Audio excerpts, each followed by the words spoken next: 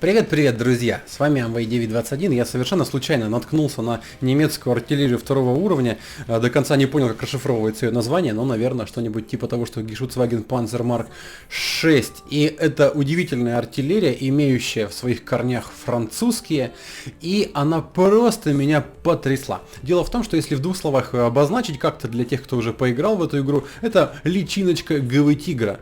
Тот обладает удивительным орудием, которое, если попадает, то сокрушительно наносит максимум урона.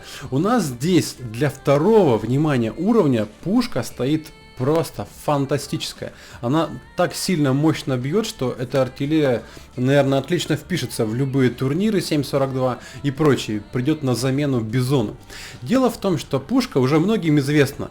По названию даже понятно, что та же самая пушка стоит на французской артиллерии премиум на 5 уровня, имеющей тот же самый разовый урон, ту же самую бронепробиваемость, но на 5 уровне, а тут на втором. Ну, понятное дело, что она выглядит немножко иначе, нет у нее в запасе ББшек, ну и тут сведение, скорострельность, все понятно, конечно, гораздо меньше. Короче говоря, удивительный аппарат, и чтобы о нем составить более полное впечатление, конечно, нужно обсудить его в бою. Сражение на карте Карелия, бой у нас здесь 3 уровня, и хочу вас предупредить сразу, что сам бой будет довольно долгим по времени, и за это время я успею как раз вам все, что можно про эту артиллерию рассказать. А мало того, еще хочу оговориться, знак классности мастера в этом бою мы не увидим, потому что дали его за совершенно беспонтовый бой, ну имеется в виду как за беспонтовый, за незрелищный, просто тупой настрел с места, без подключения мозга, за 3 каких-то там фрага.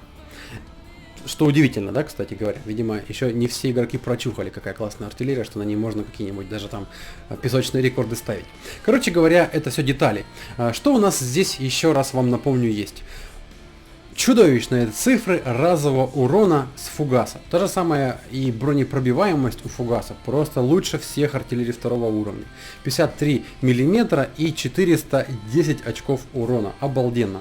Мало того, у нас есть еще и кумулятивы здесь. Те же самые уже привычные с Левха, да, с этой французской премарты.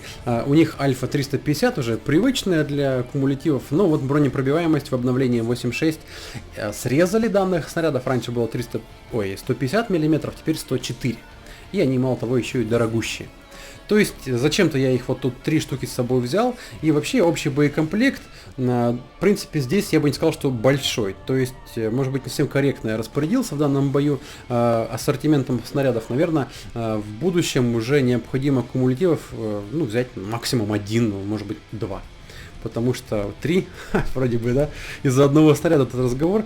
Но все равно попадаем в бои 2 и 3 уровней, и, положа руку на сердце, тут не по кому стрелять кумулятивами.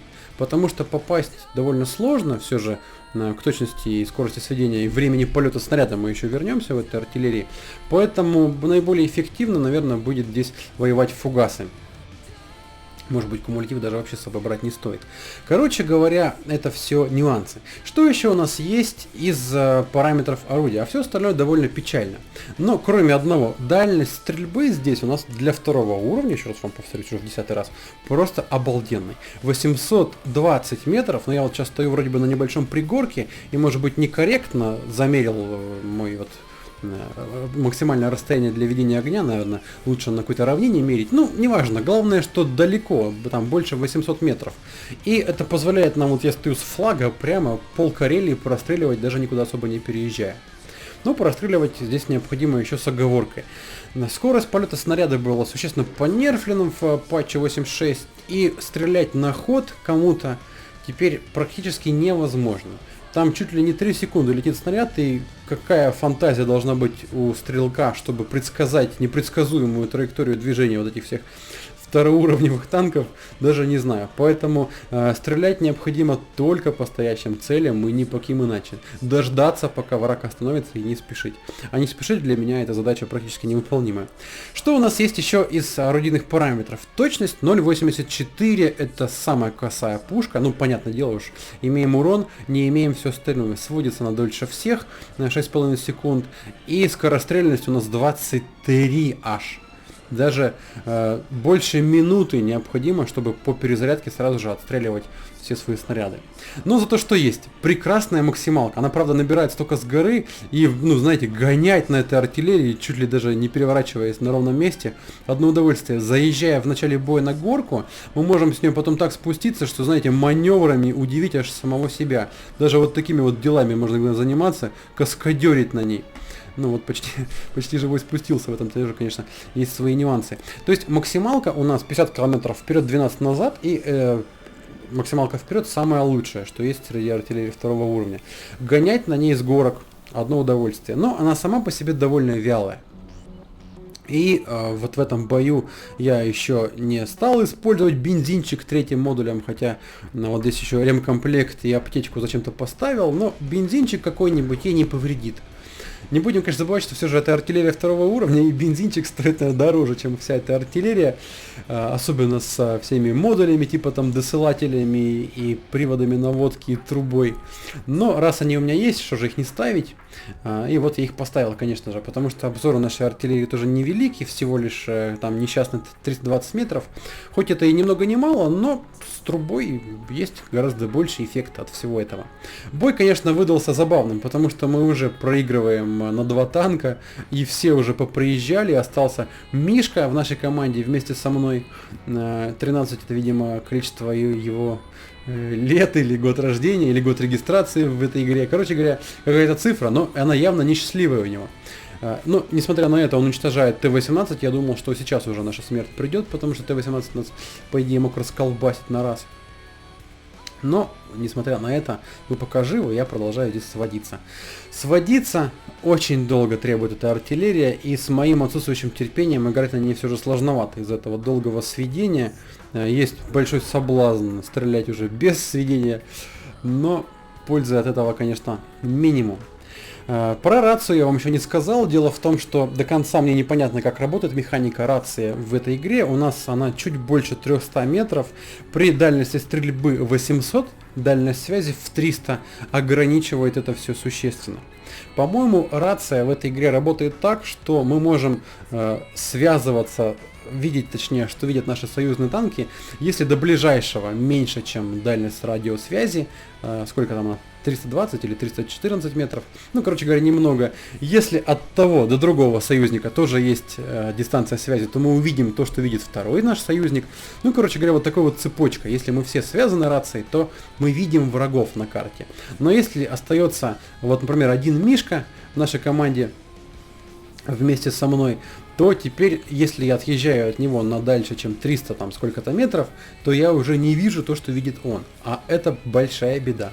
И такие вот ситуации особо печальные. Вот заметьте, как я выстрелил. Дождался, пока прицел будет на противнике, не лево, не вправо, потому что я не научился еще на этой артиллерии играть настолько сильно, чтобы размечать, заводить прицел за врага даже при стрельбе в упор.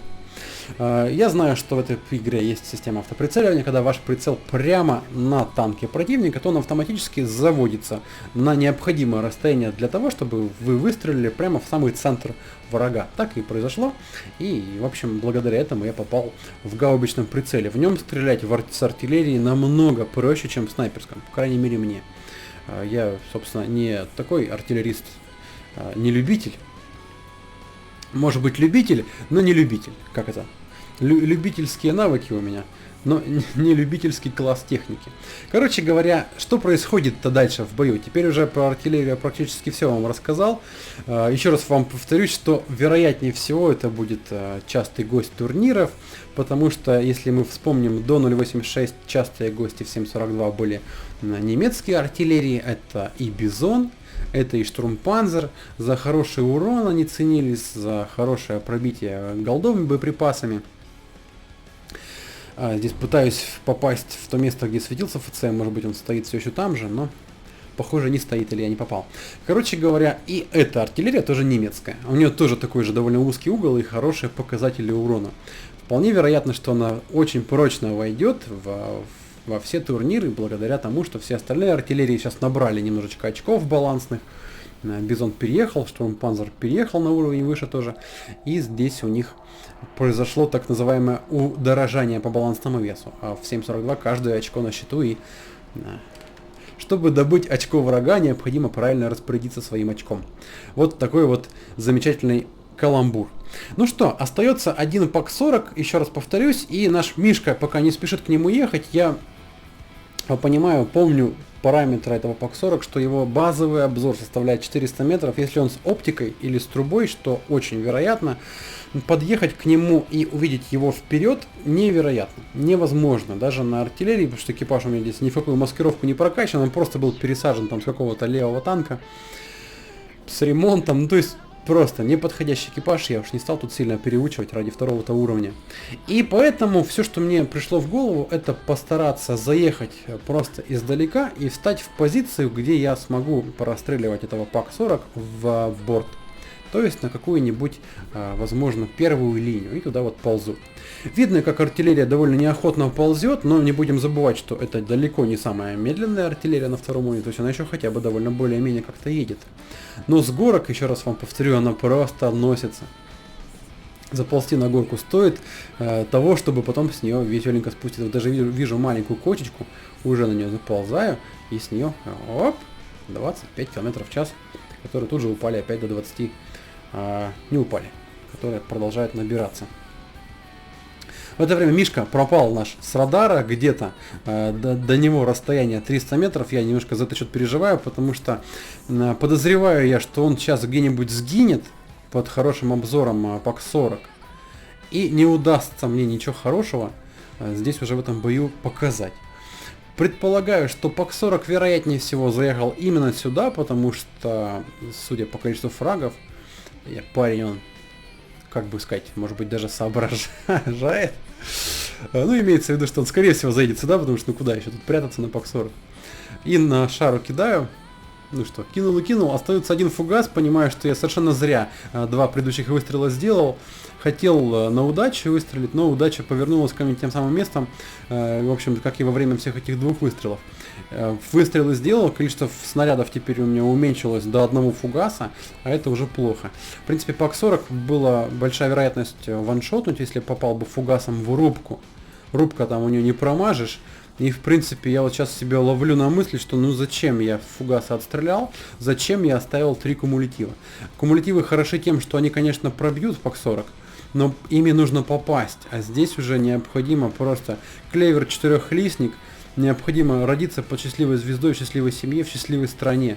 Все это не про нас, да, и что я тут делаю? Ну вот я подъехал на место, приближаться уже дальше к пак 40 опасно, потому что скорее всего засветит и уничтожит.